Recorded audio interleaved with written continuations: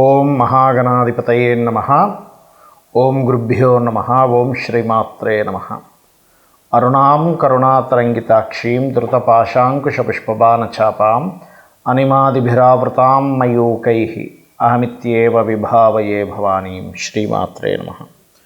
ప్రేక్షకులకి ఆ లలితాంబిక అమ్మవారి యొక్క అనుగ్రహం పరిపూర్ణంగా కలగాలని మనస్ఫూర్తి కోరుకుంటూ 2026 సంవత్సరం ఫలితాల్లో ముఖ్యంగా నక్షత్రాల బట్టి ఏ విధమైనటువంటి జాగ్రత్తలు తీసుకోవాలి, మీరు ప్రధానంగా ఎటువంటి విషయాల్లో మీకు గొప్ప అవకాశాలు వస్తాయి, అదేవిధంగా ఇప్పుడు ఉన్నటువంటి గ్రహస్థితి ఏమిటి, అయితే ఈ యొక్క అంశాలు చెప్తుంది నేనైనప్పటికీ కూడా చెప్పేసిన సాక్షాత్ లలితా అమ్మవారికి అభ్యవస్తు.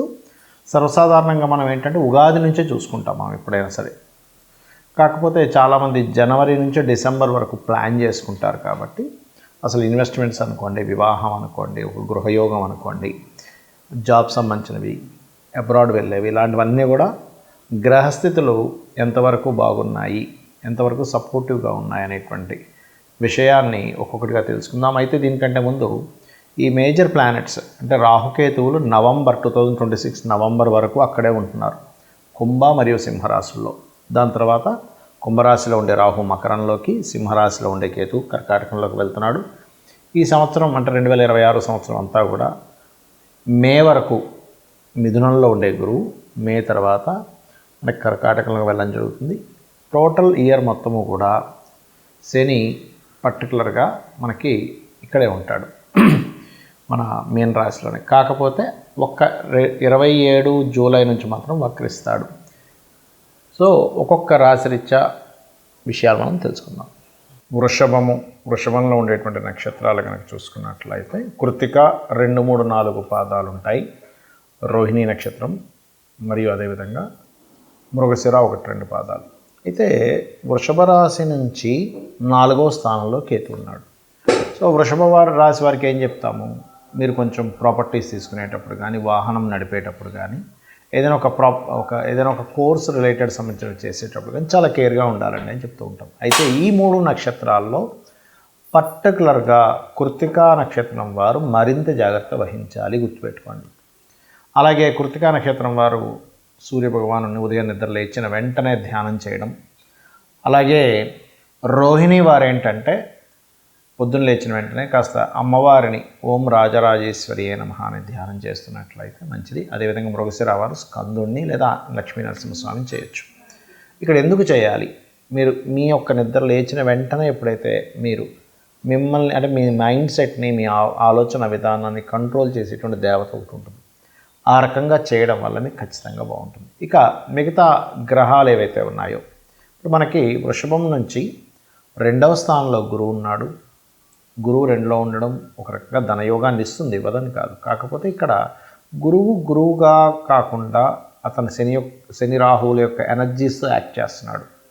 కాబట్టి ఎవరితోనైనా మీరు అగ్రిమెంట్స్, ఒక మాట మాట్లాడేటప్పుడు లేదా కుటుంబ సభ్యుల్లో ఒక్కోసారి మన కుటుంబంలో ఎవరో గైడ్ చేసే వాళ్ళలాగా ఉంటూ మనకి ఇబ్బంది పడుతూ ఉంటాం.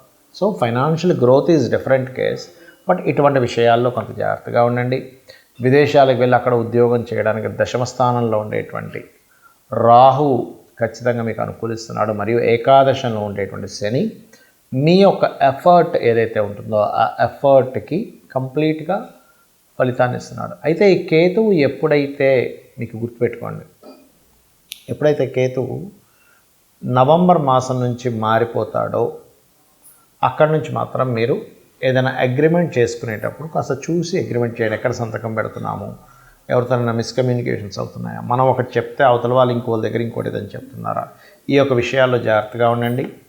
ఈ సంవత్సరం మీకు మొదటి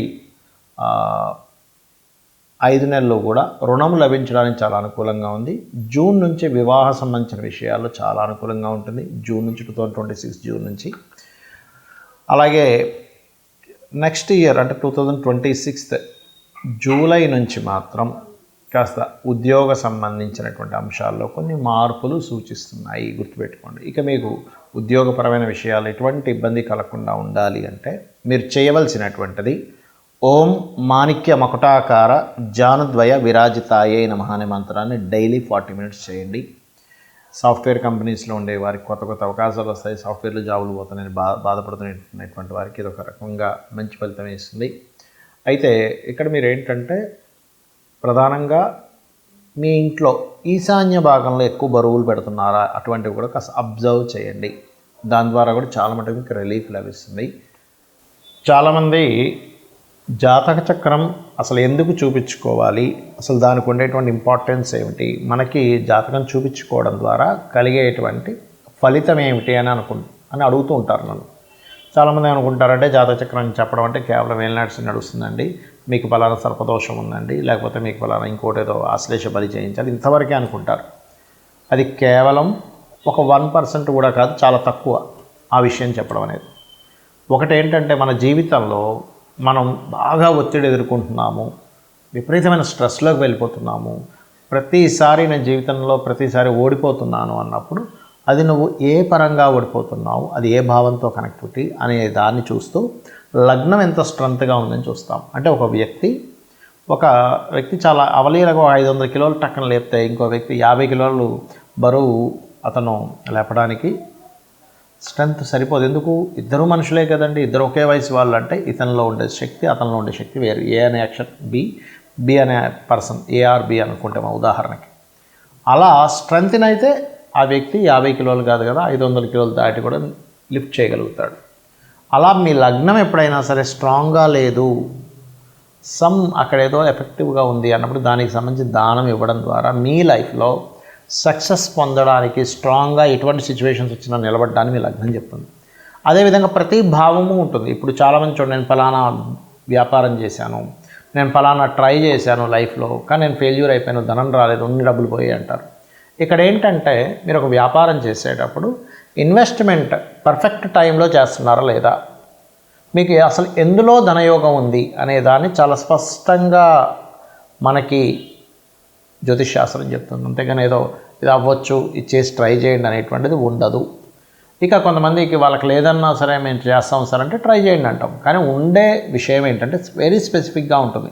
మీకు వ్యాపారమా, ఉద్యోగమా, ఇక్కడుండి చేస్తే బాగుంటుందా, విదేశాలకు వెళ్ళి చేస్తే బాగుంటుందా అనేది ఒక క్లియర్ సమాధానం జ్యోతిష్ శాస్త్రం ఇస్తుంది. అదేవిధంగా అన్నదమ్ములతో కావచ్చు, రకరకాల రిలేషన్స్ ఉంటాయి మనకి. అన్నదమ్ములు, తల్లి, తండ్రి, మేనమామలు, ప్రతి భావము ఒక్కొక్క విషయాన్ని క్రోడీకరిస్తుంది. పర్ఫెక్ట్గా అసలు వాళ్ళతో మీకుండే రిలేషన్ ఎంతవరకు బాగుంటుంది, ఎంతవరకు మీకు ఇబ్బందిని ఇస్తుంది. కొన్నిసార్లు మన కర్మని బట్టి పూర్వజన్మలో చేసుకున్నటువంటి కొన్ని పాప కర్మల వల్ల కూడా రిలేషన్స్ రూపంలోనే మనం చేసుకున్న కర్మ ఆ యొక్క రూపంలో వచ్చి మనల్ని అది తీర్చుకునే క్రమంలో మనం కొంత స్ట్రెస్ అవుతూ ఉంటామనే ఒక క్లారిటీని ఇస్తుంది జ్యోతిష్ శాస్త్రం. అలాగే మీరు ఏం చదివితే బాగుంటుంది. చాలామంది చూడండి, పిల్లల్ని వాళ్ళకి ఇంట్రెస్ట్ లేకపోయినా నాన్న ఇది చదివితే బాగుంటుందని చదివించి వాళ్ళకి ఇంట్రెస్ట్ లేక వాళ్ళు దాంట్లో మళ్ళీ వాళ్ళకి పెద్దగా కలిసి రాక మళ్ళీ పెద్ద అయిన తర్వాత మనం ఇబ్బంది పడుతూ ఉంటారు తల్లిదండ్రులు. అలా కాకుండా అసలు పిల్లలు హాబీగా చదువుకునేది ఏంటి, ప్రొఫెషనల్గా తీసుకోవాల్సి అంటే ఏం తీసుకుంటే బాగుంటుందని ఒక క్లారిటీ, మీరు ఏ డైరెక్షన్లో నివసిస్తే బాగుంటుంది అంటే ఇంటి యొక్క మెయిన్ డోర్ ఒక్కొక్క వ్యక్తికి ఒక్కొక్క డైరెక్షన్ కలిసి వస్తుంది. All directions is good. కాకపోతే ఇక్కడ ఏంటంటే మనకి ఏ డైరెక్షన్ కలిసి వస్తుంది అనేది ప్రధానంగా తీసుకోవాలి.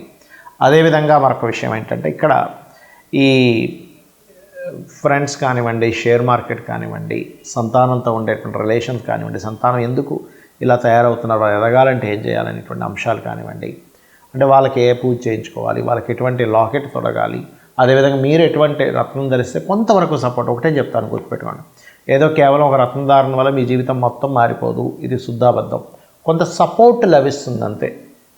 మన జీవితంలో మనం చేసే ప్రతి పని కూడా ఒక సపోర్ట్. ఫర్ ఎగ్జాంపుల్, పొద్దున్నే మనం ఏదో ఒక అలవాటు ఉంది, ఫుడ్ తీసుకునేదాన్ని, ఆ ఒక్కటి కొంత సపోర్ట్ చేస్తుంది మీ లైఫ్లో. ఒక యోగా కొంత సపోర్ట్ చేస్తుంది, లేదా ఒక పని కొంత సపోర్ట్ చేస్తుంది. అలాగే ప్రతిదీ కూడా లైఫ్లో కొంత సపోర్ట్ చేసుకుంటూ అన్నీ కలిపి మీ లైఫ్లో ఒక అద్భుతమైన స్టేజ్కి వెళ్ళేలా చేస్తాయి. అదేవిధంగా వివాహ జీవిత భాగస్వామి ఎలా వస్తారు, ఎలాంటి వ్యక్తులతో మీకు వివాహం అవుతుంది, అసలు మీ వివాహ జీవితం ఎలా ఉంటుంది, ఎట్ ఎ సేమ్ టైం మీ యొక్క జన్మజాతకంలో మీరు వృత్తి వ్యాపార సంబంధించిన విషయంలో ఎప్పుడు అప్ అండ్ డౌన్స్ ఉన్నాయి, ఎప్పుడు ఇన్వెస్ట్మెంట్ చేయొచ్చు, ఎప్పుడు ఇన్వెస్ట్మెంట్స్ చేయకూడదు, ఇలాంటి అనేకమైనటువంటి అంశాలు. అదేవిధంగా మీరు నిత్యము ఏ దేవతారాధన చేస్తే బాగుంటుంది, అలాగే మరొక విషయం ఏంటంటే ఇక్కడ గమనించినట్లయితే మీరు ప్రత్యేకంగా ఒక్కోసారి మనం కార్స్ తీసుకుంటూ ఉంటాం, లేకపోతే కలర్స్ ఇంపార్టెంట్ పని మీద వెళ్ళినప్పుడు కొన్ని కలర్స్ ధరిస్తూ ఉంటాం. అంటే ఇక్కడ ఏంటంటే ఆల్ కలర్స్ ఈజ్ గుడ్, కానీ మీరు ఎప్పుడైతే ఇంపార్టెంట్ అనుకుంటారో, నేను పలానా పెళ్లి చూపులకు వెళ్తున్నాను, లేనట్లయితే పలానా ఆఫీస్లో ఫస్ట్ టైం జాబ్ చేయడానికి వెళ్తున్నాను, ఇట్లా ఉన్నప్పుడు ఒక మేజర్ ఇన్సిడెంట్, మేజర్ టర్న్ ఒకటి ఉంది మీ లైఫ్లో, అప్పుడు మీరు వేసుకోవాల్సిన కలర్ ఏంటి, ఏ డే వెళ్తే బాగుంటుంది, ఏ డేస్ మీకు బాగా కలిసి వస్తాయి. All is good, but A days మీకు బాగా కలిసి వస్తాయి. ప్రతిరోజు మంచి రోజే మన జ్యోతిష్ శాస్త్రరీత్యా, కాకపోతే మీకు ఏది కలిసి వస్తుందని తెలుసుకోవడమే జ్యోతిష్ శాస్త్రం. ఈ రకంగా అనేకమైనటువంటి అంశాలు, ఎటువంటి హెల్త్ ఇష్యూస్ వస్తాయని కూడా ఉంటుందండి. సో ఆ హెల్త్ ఇష్యూస్ మీరు అవాయిడ్ చేయాలంటే ఏం చేయాలి, ఏ దేవత ఆరాధన చేసుకుంటే రుణరోగ శత్రువు నుంచి బయటపడతారు. ఇలాంటి అంశాలన్నీ కూడా జ్యోతిష్ శాస్త్రంలో ఉంటాయి. కాకపోతే దీనికి మీకు ఏంటంటే పర్ఫెక్ట్ టైం, పర్ఫెక్ట్ అంటే మీరు ఏ రోజు పుట్టారు, ఏ సంవత్సరం, ఏ నెలలో పుట్టారు, కరెక్ట్ టైం ఉండాలి. సో ఇవన్నీ లేవు, నాకు ఏమీ తెలీదు అసలు అని అనుకుంటే ఒకటే చెప్తాను, నిజాయితీగా మీ ధర్మాన్ని మీరు పాటిస్తూ అమ్మవారిని నిత్యము ధ్యానిస్తూ ఉండండి. అమ్మవారిని చూసుకుంటుంది. శ్రీమాత్రే నమః.